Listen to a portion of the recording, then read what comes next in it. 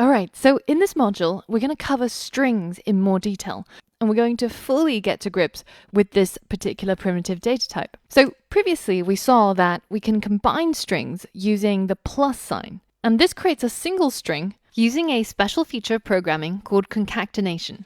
Now, you have to imagine that you're joining together everything that's inside a quotation mark and ignoring everything else. So A plus space plus B becomes A space B, concatenated into a single string. Now, let's try it out in practice. If we head over to Chrome and we open up our developer tools and we head over to our source and our snippets, then we can start writing some code inside our index.js.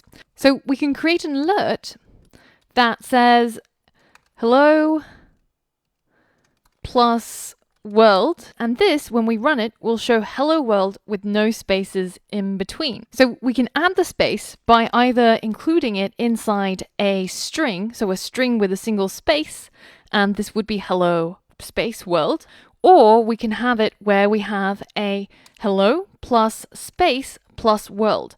And remember that it's only the parts that are inside the quotation marks that are combined. Alright, so this is pretty easy. So I want to set you the challenge of creating a greeting message using variables and alert. So I want you to start off with two variables. One is a message, which is equal to hello, and the other variable is called name, and you can set it to either your own name or you can set it to whatever the user enters in a prompt. Then I want you to write a single line of code where you can create a pop-up or an alert that says something like that combines or concatenates these two variables into a single string using these two variables rather than simply just typing the string out. So pause the video and complete this quick challenge. Alright, so that's pretty easy.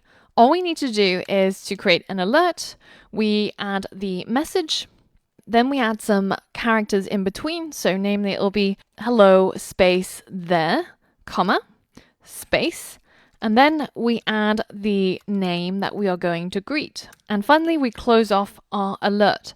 Now, the important thing here is that you remembered to add the spaces between the message and the name variables. You could have done it this way, or you could have added another string that's simply a space as well. So, did you get that right?